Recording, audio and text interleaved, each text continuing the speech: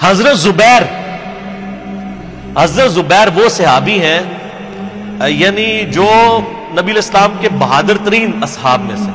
12 بندے غزوہ احد میں حضور کے ساتھ رہ گئے تھے 700 میں سے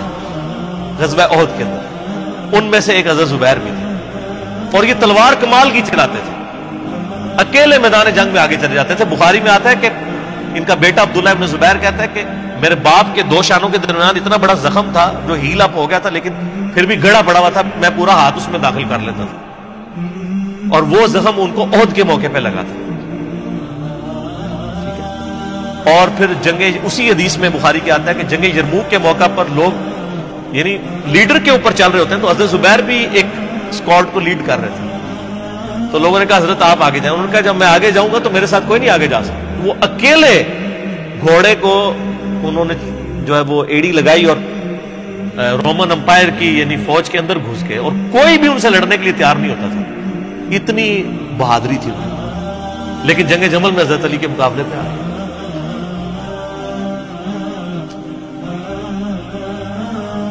اس تکلیف کا کوئی اندازہ نہیں کر سکتا حضرت حسن ابن علی نے بتایا مولا علی سے کہ بھئی حضرت زبیر آئے ہیں تو حضرت علی نے کہا کہ رکو میں خود چاہتا ہوں گئے کہا زبیر یاد ہے وہ دن جب نبی علیہ تم مجھ سے بڑا پیار کر رہے تھے پھوپھی ذات تھے نا نبی علیہ السلام کی پھوپھی کے بیٹے ہیں حضرت زبیر بن عوام رضی اللہ تعالی تو حضور نے تم سے ایک بات کہی تھی کہ تم علی سے اتنی محبت کرتے ہو ایک دن آئے گا کہ تم تلوار لے کے علی کے خلاف کھڑے ہو جاؤ گے تو تم نے کیا کہا تھا یا رسول اللہ میں علی کے خلاف کھڑا ہوں گا اور میں ہاں تم اس وقت ظالم ہو تو حضرت زبیر جو ہے وہ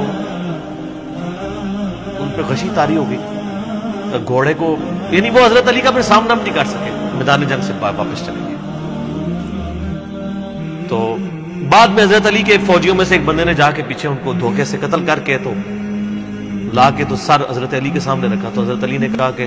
زبیر کے قاتل کو میں دوزخ کی بشارت دیتا ہوں کیونکہ زبیر جنتی تھا تو وہ شخص پھر حضرت علی سے ناراض ہو گیا کہ ہم نے ان کا میں نے تجھے حکم دیا تھا جب میں نے ان کو جانے دیا تو نے یہ کام کیوں کیا تو وہ پھر خارجی ہو گیا اور یعنی یہ وہ محبت تھی وہ جہاں محبت تھی وہ نظر آتی تھی ظاہر ہے کہ ایک بندے کی ایک غلطی سے اس کی پوری زندگی زیرو سے ملٹیپلائی نہیں ہو جاتی جس نے اتنا کچھ دین کے لیے کنٹریبیوٹ کیا کبھی نہیں ہو سکتا ایسا حضرت علی کو بھی اس بات کا پتہ تھا بہرحال یعنی اللہ تعالیٰ ان سے راضی ہو اسی لیے نبی علیہ السلام کی اس حدیث یعنی وہ حضرت علی کے اس قول کو حضرت علی فٹ کیا کرتے تھے حضرت زبیر طلحہ اور حضرت عثمان ابن عفان پہ رضی اللہ عنہ باقی آپ میرا کربلا والا ریسرچ پیپر پڑھیں تو آپ کو پتا چلے گا کہ کتنی یعنی مشکل وقت حضرت علی نے اپنی خلافت میں دیکھا اس حوالے سے یعنی مصنف ابن ابی شیبہ میں آپ کے مخالفین کی لاشیں بھی ہیں ان پہ بھی حضرت علی گریہ کر ایک ایک کی لاش اٹھا کے اس کو صاف کر حضرت طلحہ کا بیٹا تھا محمد بن طلحہ اس کی لاش دیکھی تو رو پڑے حالانکہ وہ مخالفت میں لڑنے آیا تھا پھر حضرت حسن سے کہا کاش میں جنگ جمل سے 20 سال پہلے ہی مر گیا میں یہ دن ایک ایسا شخص جس نے 8 سال کی عمر میں اسلام قبول کیا جس نے اسلام کو زیرو سے 3 براعظموں میں پھیلتے ہوئے دیکھا اور اب اس کو بڑھاپے میں یہ دن دیکھنے پڑ رہے ہیں کہ اس کے سامنے اسلام کا شرازہ بکھر رہا ہے کہ مسلمانوں سے لڑ رہے ہیں ایک ایک جنگ میں 8-8 10 ہزار لوگ جن میں مرنے والے صحابہ ہیں حضور کی تربیت یافتہ جو ایک آواز کے اوپر حضور کی لبیک کہنے والے تھے شیر و شکر تھے آپس میں آپ اندازہ کر سکتے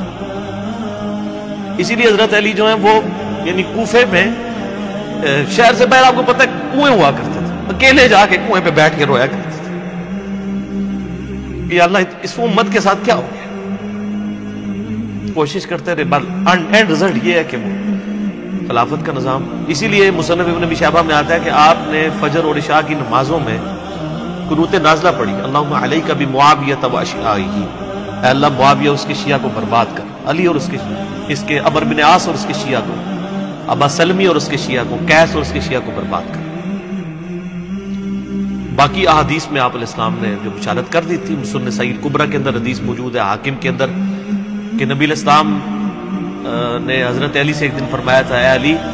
اگلی امتوں میں سب سے بڑا بدبخت وہ تھا جس نے قوم عاد کی اونٹنی کو قتل کیا اور اس کے بعد عذاب آ گیا۔ میری امت کا سب سے بڑا بدبخت وہ ہوگا جو تیرے سر کے خون سے تیری داڑھی کو رنگ دے، اور وہی ہوا ہے۔ اور اس کے بعد پھر دیکھیں امت ایک جگہ جمع نہیں ہوئی ہے۔ حضرت علی ایک آخری کوشش تھی، اور جن لوگوں نے اس وقت ساتھ نہیں دیا پھر ان کو دنیا میں اس کا خمیازہ بھگتنا پڑا ہے۔ عبداللہ بن عمر نے بیعت نہیں نہ کی تو صحیح بخاری اٹھا کے دیکھیں، عبداللہ بن عمر کو آل امیہ نہیں قتل کروایا، حجاج بن یوسف نے زہر آلود نیزہ مروا دیا۔ اور حاکم کے اندر مجموع الزوائد کے اندر موجود ہے، حضرت عبداللہ بن عمر آخری عمر میں کہا کرتے تھے، کاش میں اس وقت علی کا ساتھ دیتا اور یہ خلافت کا نظام تو بچ جاتا، کیونکہ کئی لوگ بیچ میں نیوٹرل ہو گئے تھے جو پھر ساتھ نہیں دیا، تو اس کی وجہ سے پھر حضرت علی کے چونکہ اب پاس اتنی مین پاور نہیں تھی کہ اس سسٹم کو سنبھال سکتے، بعد پھر وہ شہید ہو گئے اور پھر معاملات آ گئے۔ خیر بات کہاں سے کہاں نکل گئی، کیونکہ یہ اس کے ساتھ غل کا لفظ تھا، تو یہ غل کے لفظ کو ایڈریس کرنا ضروری تھا۔ تو آج ہم جب جنگ جمل صفین نہروان کو ڈسکس کرتے ہیں تو یہ کوئی غل والی بات نہیں ہے، یہ وہ چیزیں ہیں جو ایک ریالٹی ہیں، اور وہ اگر یہ غل والی بات ہے تو نبی علیہ السلام کے دل میں بھی نعوذ باللہ غل تھا، مولا علی کے دل میں بھی غل تھا، ایسا نہیں تھا۔ وہ دین کی حمیت کہلاتی ہے، اس کو غل نہیں آپ کہتے۔